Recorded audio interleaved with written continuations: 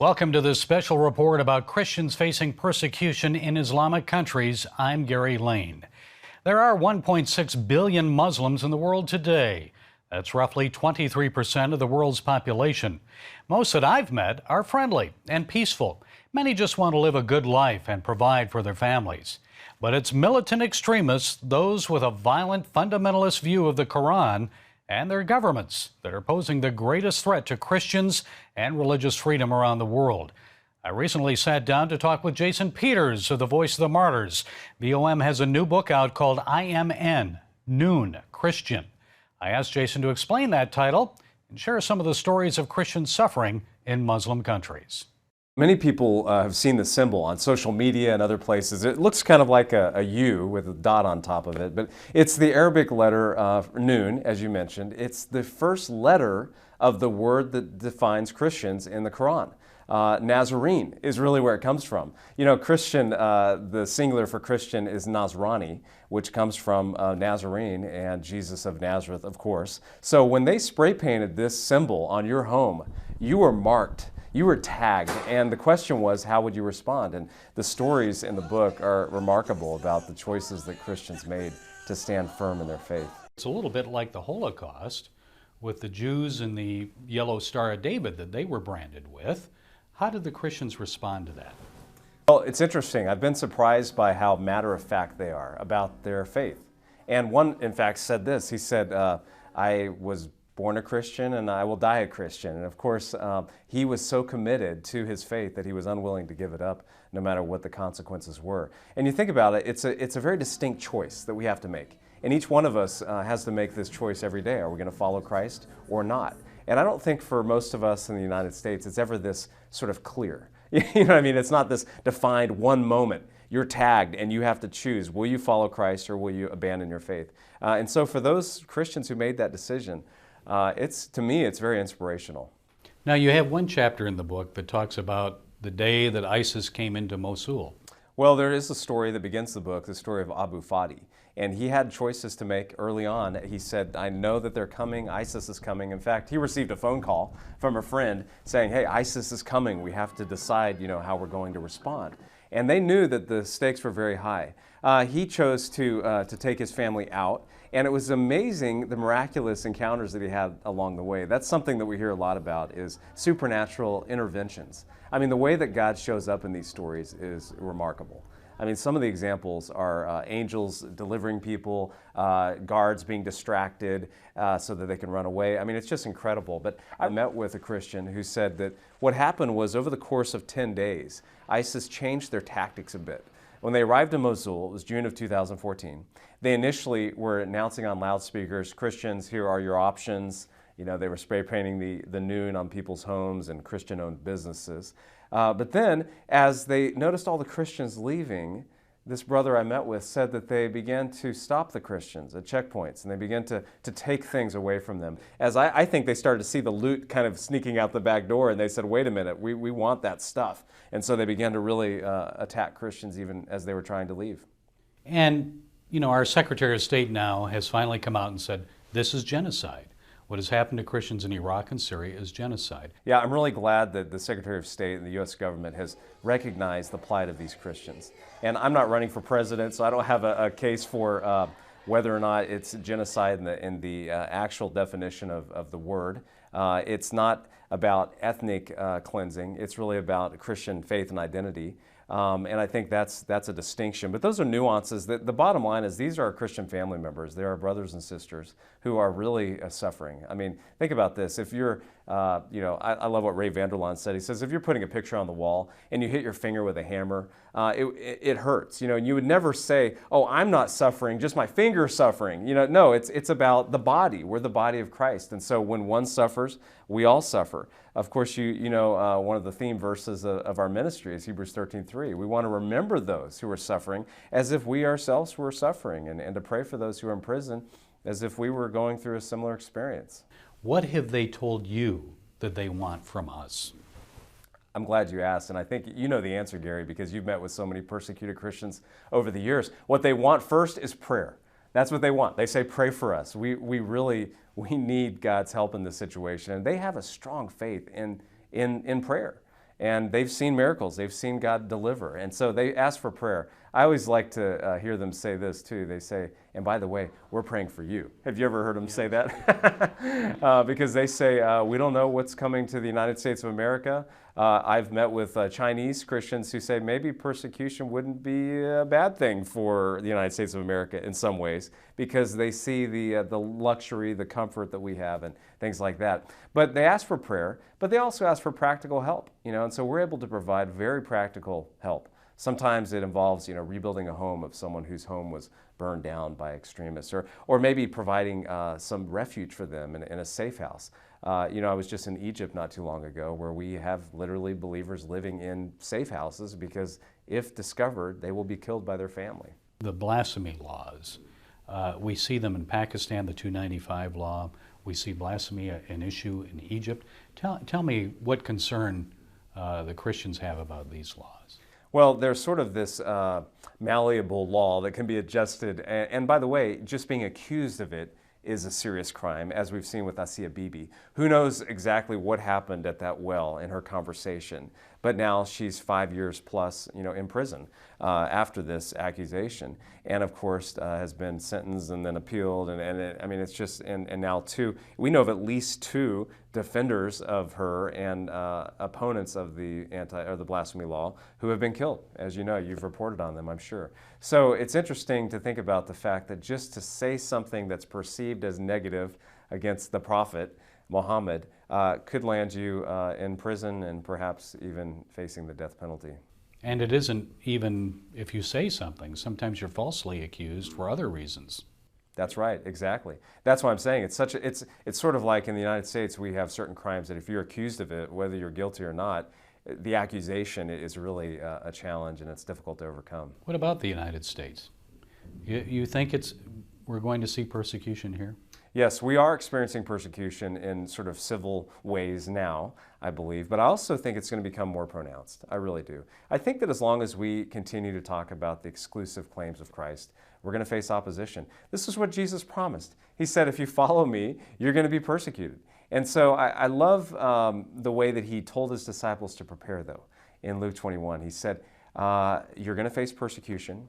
You're going to be taken before the civil authorities, synagogues, governors. He said, but don't worry about what you're going to say.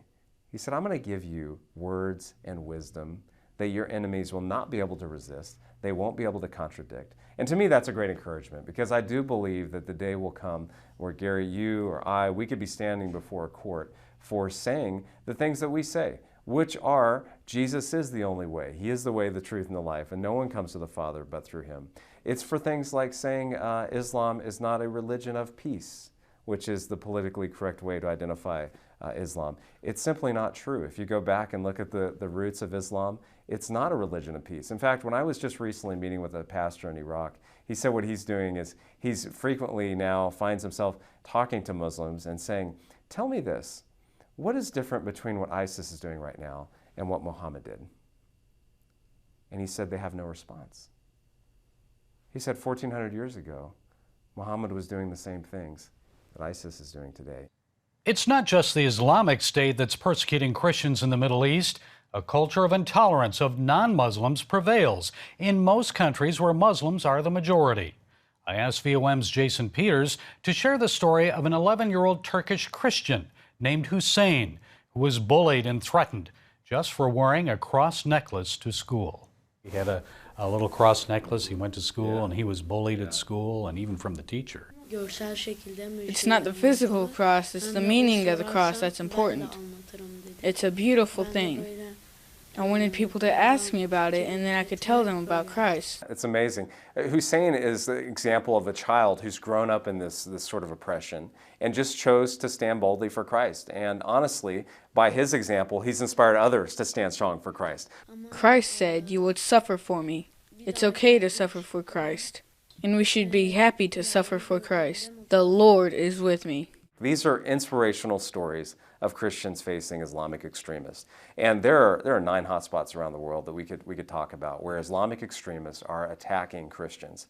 And even the children, for us it doesn't seem quite fair that these young children have to make choices like this, but they do, and Hussein's a good example of making that sort of bold choice. Well then, Miriam, I don't know that she's in the book, but I know she's been in your newsletter, and I met with her family, Miriam, in Iraq, in Kurdistan. They were chased out from Karakosh, and she says she forgives ISIS. Amazing. I mean, out of the mouths of babes. Yeah. What is it about kids that inspire us in that sense? You know, I don't know. It's just God's supernatural intervention. That's all I can say, to be honest with you, Gary, because there's no human explanation. How can you look at someone who has raped your daughter and say, because Christ has forgiven me, I choose to forgive you? You know, but here's the interesting thing.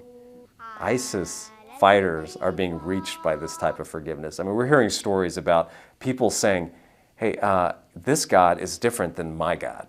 You know, my God says to hate and to kill the kafir, to kill the infidel. Your God says love and forgive. In the Bible, Jesus said to us, don't be afraid. I am with you. And also he said, forgive others, no matter who they are hating you. You have to forgive them. Jesus is my Father, and he is my Creator. I have no one else better than him. When ISIS drove us out of our home, his hand was on us, and he saved us. Any other stories, Jason, that have touched you in the book that maybe you've met with the people personally, or I'd like you to share one or two. Yeah, you know, probably the most remarkable one for me is Habila, and I know you've had a chance to interview Habila. I met with him in his home and heard his story. It's amazing. He's in northern Nigeria, and he was there late in the evening, was at home with his wife Vivian and their son, and all of a sudden Boko Haram came to their village. He said, as he prayed, Lord, may your will be done. And he went out there and he faced them and he said, yes, I am a Christian. And they first tried this sort of friendly approach. Well, why don't you convert to Islam? Say the Shahada. All you have to do is say there's no God but Allah and Muhammad is his prophet, and then we will invite you into Boko Haram. We will provide you protection. We'll take care of you and your family. You won't have to worry about anything. And by the way, the stakes were very high, and he knew that because 20 Christians were killed in that village that night, and they'd heard these stories. He knew that it was a very real threat. But he said, no, I am a Christian, and I will be a Christian even to my death. And so then they appealed to Vivian, his wife. They looked at his wife and they said, please convince your husband to say the Shahada, to become a Muslim. We will take care of you. She refused. She began to cry, but she didn't try to persuade him. And then they said to her, because you have been unable to persuade him, now you will watch him die. And they shot him in the face with an AK-47. Literally took part of his face away. And as he laid on the ground, they kicked him, and then they said, Allahu Akbar, and walked away.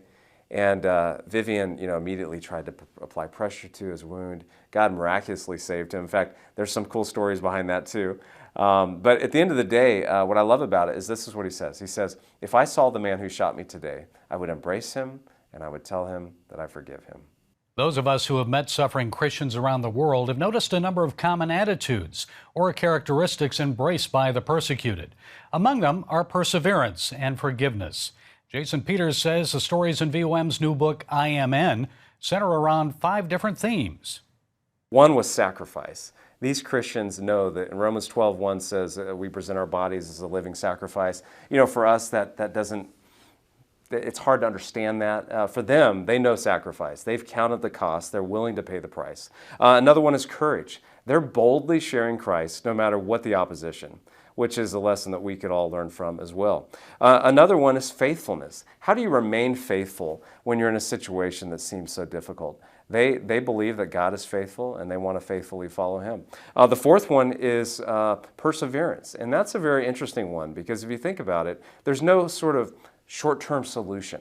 People have asked me, what do you think about Iraq? Is this going to be sort of cleared up in the next few years? And I don't think it is. I don't think there's a short-term solution in sight. But we do have eternal perspective. We do have an eternal hope. And so these brothers and sisters, they persevere. They take one more step. They just go one more day. They just continue to faithfully serve. Another one is joy. I am blown away, and I'm sure you have too, when you've met these brothers and sisters who've lost everything, but they're filled with joy in the Lord. It reminds me of the Apostle Paul, in Acts. He said, I want to finish my race with joy. And that's the kind of perspective that they have. They're on a race, and they're going to finish it with joy. The last one, of course, is forgiveness, which to me it's the most remarkable. It's the most life-changing, because I don't know how I could forgive like that. And of course, the reality is that I couldn't. But God, through me, could give me the grace to forgive. I believe that because I've seen it so many times. You were recently in Egypt, or not too long ago. I went to Egypt last year and met with some of the families of the 21 martyrs who were killed in Libya. And I saw these widows. And one of the widows, just her face radiated. And I expected to walk in there, because this was only about a month after it happened. I expected to walk in and see the Christians sad and in mourning.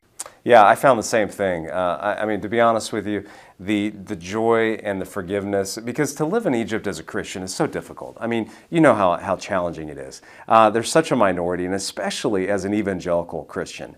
It's impossible, if you come from a Muslim background, to become a Christian in the civil system in Egypt, which people find, it's unbelievable. You can't change your identification card. If you're born into an Islamic family, you cannot become a Christian. It's literally impossible to do so. And so this affects things like school. I met with a Christian family. They were from a Muslim background. They became followers of Jesus. It was impossible for them for their children to go to a Christian school. It was impossible for them to even go to Christian classes in the Egyptian public school. So their children, they had to send them to school every day to sit in an Islamic, essentially madrasa for an hour and study Islamic doctrine. And they just simply couldn't do anything about it because of the fact that they had been Muslims and then chose to follow Christ. It's a very difficult place to serve as a Christian. It's impossible to get married legally. So if you're a Christian and you are born into a Christian family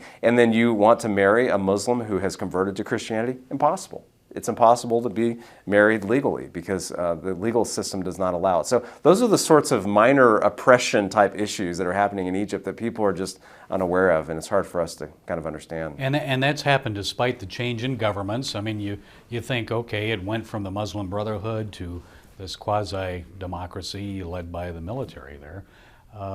None of that has changed, has it? No, it hasn't changed yet. Some people are hopeful that Sisi will be able to introduce some change, but I'm not sure. As you know, it's been a hotbed of Islamic academia for many years. The university there is the premier Islamic university, and you know that the doctrines and the perspectives of the people in the streets, I don't expect it to change anytime soon. But in spite of all that, God is at work. The first of at least 10,000 Syrian refugees have started arriving in the United States. So how should America respond? VOM's Jason Peters says he reminds Christians about the Sermon on the Mount. We're supposed to love our enemies. And now I don't know practically how God's going to lead our government. We have government authorities that are making these decisions and they represent us, so of course we can share our opinions. But I'll tell you this, I know that when you see an Islamic woman in Walmart, if you're a Christian woman, you should acknowledge her. I think you should be kind. I think you should smile at her. I think you should recognize her. I heard a story not too long ago of a woman who was at a playgroup in Texas. And she was an Islamic woman who brought her child to this playgroup. And a Christian woman was at the same playgroup. She noticed her, and she felt like God was leading her to go over and to talk to her. And so she went over there and she started to talk with this woman. This woman began to cry. And she was sort of surprised by this. She's like, what's happening? And the Islamic woman said to the American Christian, I've been here for years. No one has ever talked to me. Isn't that remarkable? God began to open a dialogue. He began to open a relationship. And that's the kind of relationships that we need to be building as Christians. I don't think it's going to help when that refugee family is here. It's not really going to help for us as Christians to shun them, to reject them. No, we need to show them the love of Christ. And so that's the message that we see. And by the way, our brothers and sisters living in Islamic countries, they're living in contexts where they have to love their neighbors too. And they're very difficult. Many times those neighbors are trying to attack them, but they choose to love. Yeah. Jesus didn't say love them only when they love you back. That's right. Yeah. Finally, you know, there's this idea that persecution is tragic. It is horrible, something we should shun. but there is a positive to it. There is victory in it. Explain that to our viewers. Yeah, it's a great point. I'm glad you brought that up because it's a purifying, refiner's fire kind of answer that I have here. Because if you think about it, when we sort of just plod along in our lives, doing our day-to-day activities without ever having challenge or opposition to our faith, it's easy for us to become complacent. It's easy for us to be kind of lazy. But when everything is stripped away, and the only thing you have left is Jesus, you realize that's all you need. You know, I remember talking to a fourth-year university student at the University of Mosul, and ISIS came in, he lost his transcripts, he lost everything, and he was a very young man, 22 years old. But this is interesting, as I was talking with him, he had this joy about him, and he said, I lost everything, but I didn't lose my faith. And that, to me, is a purifying effect of persecution. All of the dross, all of the excess is sort of burned off. And you're left with, what do I really believe? Is Jesus worth it? We would say, yes, of course, Jesus is worth it. But has that been tested in our own experience? Probably not if we haven't faced this type of persecution. So there's a very purifying effect from persecution. And of course, we remind ourselves always that we have an eternal perspective. We walk by faith, not by sight. And so we want to look to that eternal hope. And these brothers and sisters have an eternal perspective, which is just stunning. Because they don't have the hope that we have in this life, so they're forced to look to eternity. And for me personally, it's been a challenge to say, things may not work out exactly the way I wanted to here. This is a difficult situation. But because of the example of my brothers and sisters, I can live with eternal perspective as well. Again, the book is I Am N Christian. It's available at persecution.com, bookstores, and amazon.com. And our thanks to Jason Peters and our friends at the Voice of the Martyrs, and also to you for joining us. We hope to see you again next week. Be blessed.